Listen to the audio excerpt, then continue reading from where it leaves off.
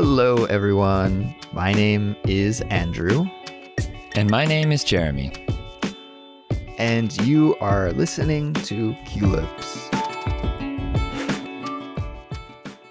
Welcome back to Culips, everyone. Today we have a catchword episode for you.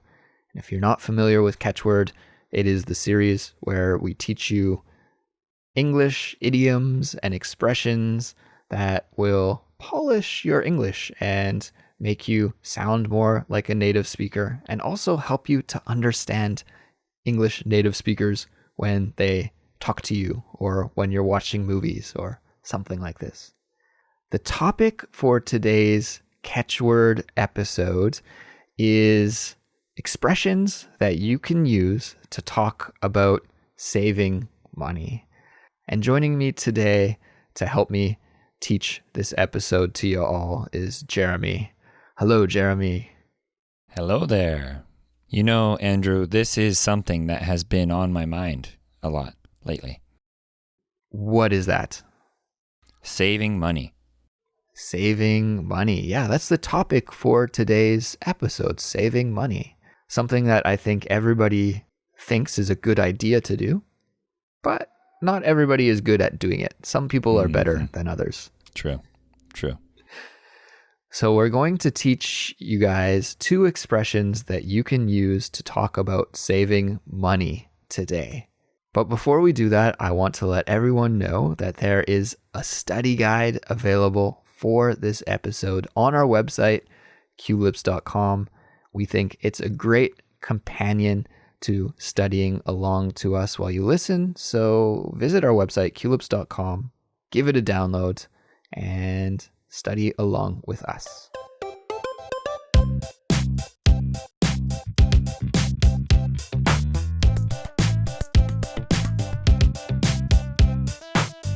All right, Jeremy, today's first expression is a very visual expression, I think. It's a verb, a phrasal verb, actually, and it is to squirrel something away. Squirrel, as in the animal, you know, like the little animal that lives in the forest. Squirrel something away. And usually that something is money. Money, yeah. Almost always money, to squirrel money away. And so maybe you could explain the imagery behind this expression. I'm sure most people know what squirrels look like, and in my area, there are lots of squirrels. Squirrels are commonly known to bury food underground so that they can eat it later in the winter when there is no food available.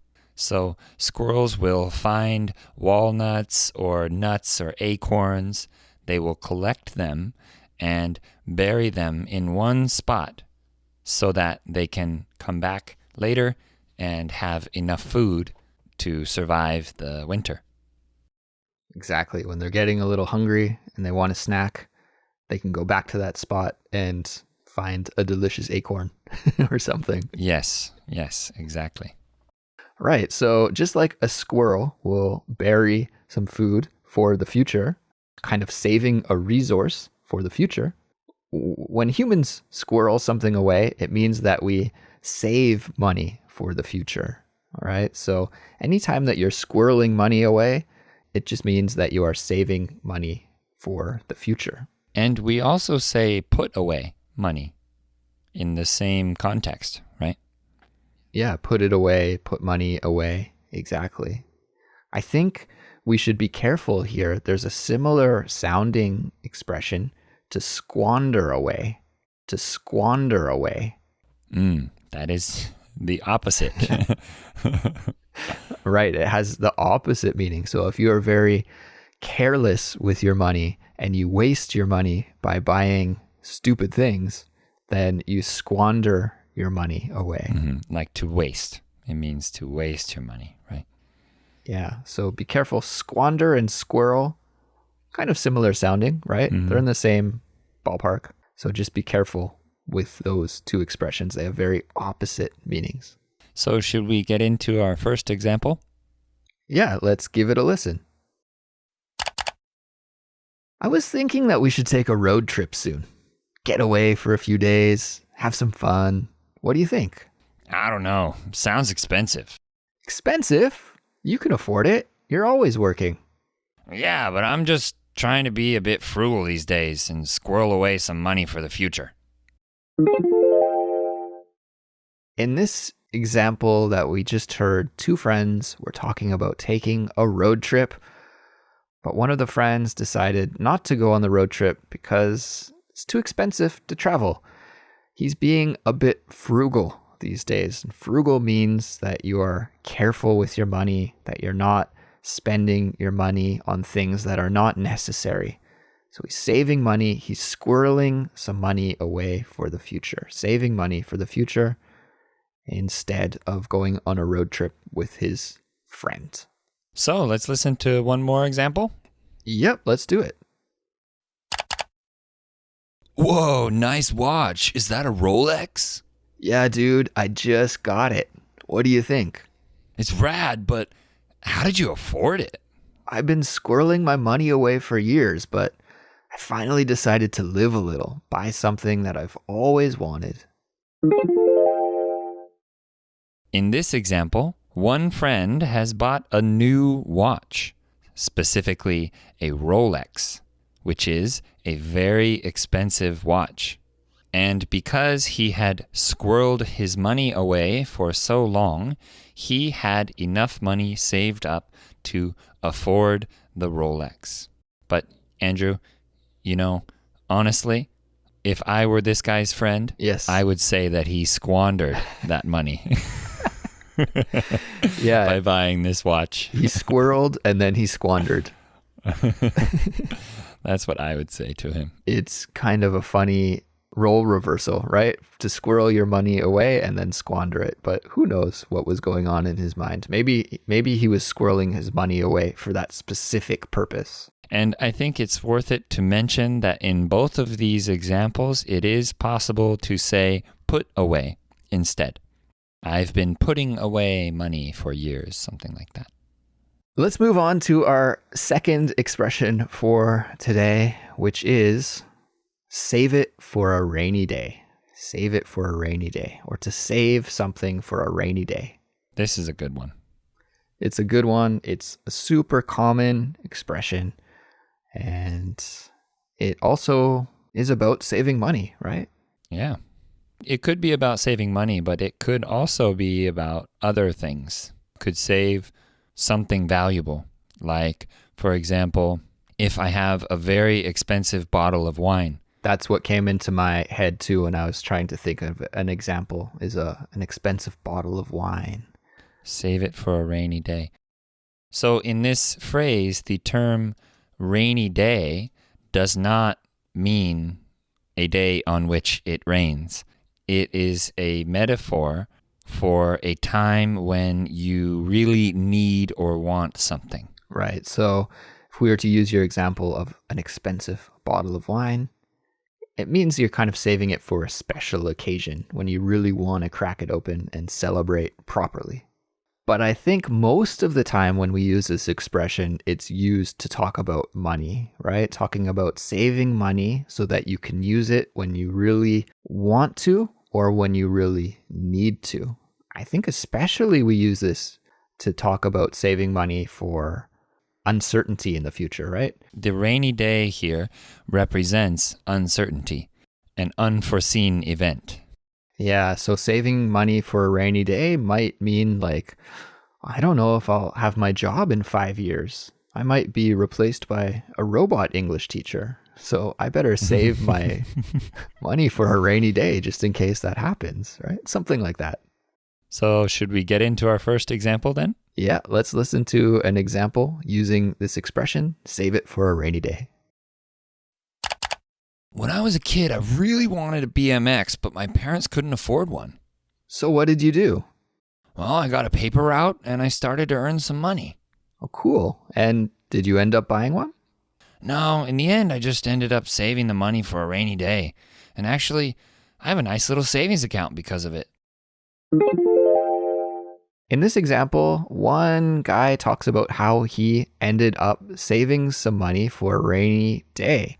Originally, he wanted to buy a BMX, but he couldn't afford it. So he got a paper route. A paper route or paper route, depending on how you decide to pronounce this word. There's two different options, route or route. This is a job that a lot of teenagers have, delivering newspapers, right? This means to deliver newspapers door to door, paper route. And he earned some money doing this part-time job. And, once he started making some money, he decided not to buy the BMX. BMX, by the way, is a kind of bicycle that you can do lots of tricks on, right? It's kind of a smaller bicycle that you can use to do stunts and tricks and jumps. So he didn't buy this bicycle in the end. He just saved the money for a rainy day. He is saving the money in case he needs it later, in case something happens and he needs the money. Yeah, so sounds like a mature young man. Yes, but his voice did not sound like a very mature young man. That's right. Sorry, everyone. I like to do voices, if you can't tell. Yeah, Jeremy's better at the voices than I am. We'll see what other voice you can do for this one. Okay, let's try it. Okay, here we go. We'll be getting our yearly bonus soon. I'm going to take a trip to Vegas. How about you? Any plans? I'll probably just save it for a rainy day. Really? Oh, come on. That's so boring. Why don't you come to Vegas with me and we'll have some fun? Hit the casinos, see a show. It'll be great. I think I'll pass. You have fun, though. In this example, two friends talk about going on a trip to Las Vegas. Las Vegas is a city famous around the world for gambling, casinos, and, in general, spending lots of money. It's nicknamed Sin City, right? Sin City, Las Vegas. It is called Sin City by many people. But the friend in this example says he would rather save his yearly bonus for a rainy day, meaning that instead of going to Las Vegas and using all that money or spending all that money, he would rather keep the money in case he needs it later on. That is right. And I think that is a wise thing to do with your yearly bonus. But who knows? Maybe you could double your money at the casino. And then who's the fool, right? You should try that one out and let me know how it goes. Yeah, I'm kind of risk averse, so I don't think I'll be doing that myself personally. Yeah, I don't think so.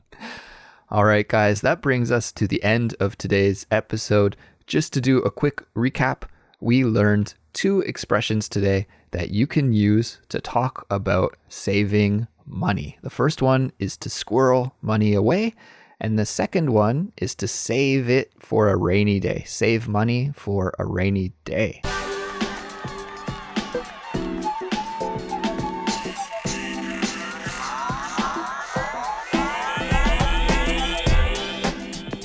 So, thank you for listening. And just before I let you go, I want to remind you about the study guide for this episode. It's available on Culips.com, and it is designed with love to help you improve your English and get the most out of what we covered here today. So definitely check that out on Culips.com. Also, our email address is contact@culips.com. So if you have any questions or feedback or suggestions for a future episode topic, we'd love to hear from you. Please get in touch with us. And finally, I want to let you know about our social media presence. We're on Instagram and YouTube and Facebook and Twitter. So if you use one of these social media services and you'd like to give us a follow, please do that. We'd love to see you on social media. We'll be back soon, everyone, with a brand new Culips episode, and we'll talk to you then. Goodbye. Bye, everyone.